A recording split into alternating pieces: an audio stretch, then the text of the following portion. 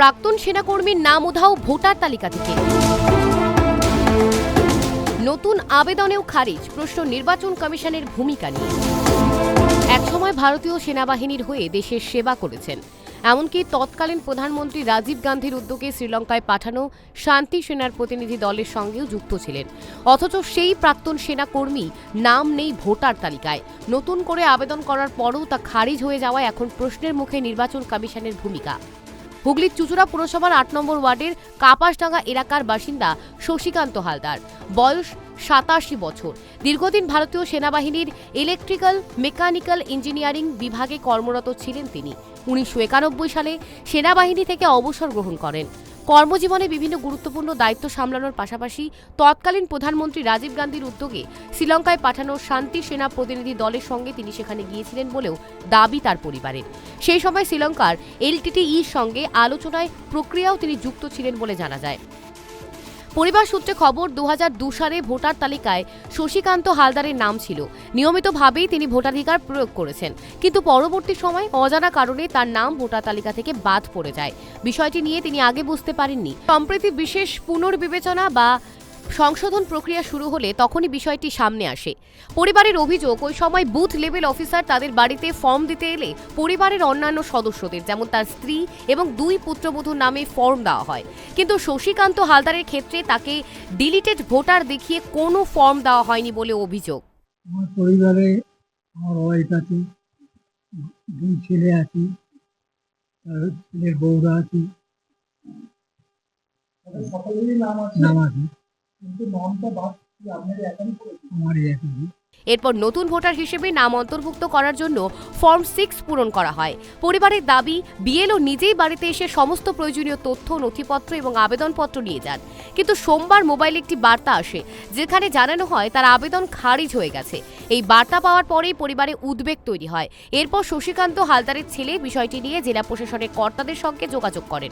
প্রশাসনের পক্ষ থেকে বিষয়টি খতিয়ে দেখে প্রয়োজনীয় ব্যবস্থা নেওয়ার আশ্বাস দেওয়া হয়েছে বলে পরিবারের দাবি। বলতে যখন এসআইআর এর চালু হলো, যখন ফর্ম আসলো, তখন দেখা যাচ্ছে যে বাবার নামটা ডিলিটেড রয়েছে, নেই নাম। তো আমরা তখন জিজ্ঞেস করলাম কেন, আজকে বলছে যে কেন হয়েছে তারা তখন বলতে পারছে না, তখন তারা নতুন ছিল।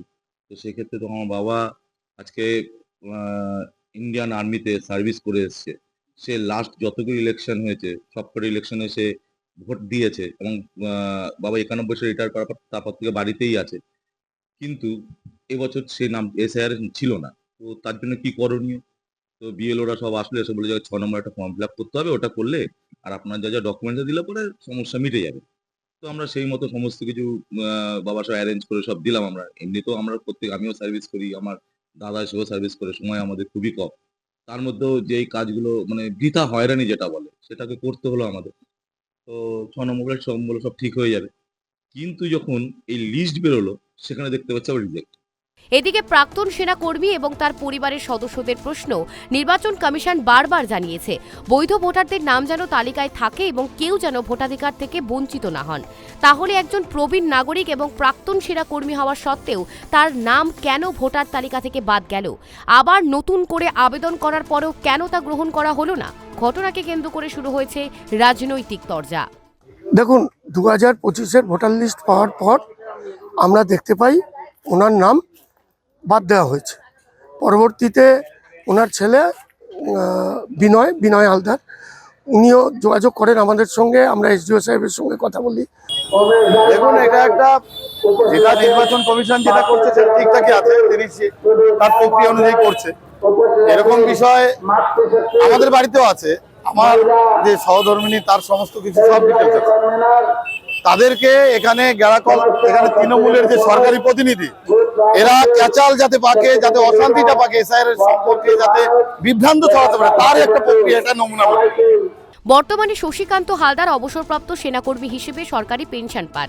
তার পরিচয় সংক্রান্ত সমস্ত সরকারি নথি রয়েছে। পরিবার বলছে, সব বৈধ নথিপত্র থাকা সত্ত্বেও কেন তার নাম ভোটার তালিকায় নেই এবং কেন নতুন আবেদন খারিজ করা হলো সেই প্রশ্নেরই উত্তর খুঁজছে তারা। এই ঘটনাকে কেন্দ্র করে স্থানীয় মহলে আলোচনা শুরু হয়েছে। অনেকেরই মত, একজন প্রাক্তন সেনাকর্মীর ক্ষেত্রে যদি এমন সমস্যা তৈরি হয় তাহলে সাধারণ মানুষের ক্ষেত্রেও একই ধরনের সমস্যা হতে পারে। ফলে গোটা বিষয়টি নিয়ে নির্বাচন কমিশনের ভূমিকা ও ভোটার তালিকা সংশোধনের প্রক্রিয়া নিয়ে নতুন করে প্রশ্ন উঠতে শুরু করেছে। হুগলি থেকে অমল চক্রবর্তীর রিপোর্ট, KTV বাংলা।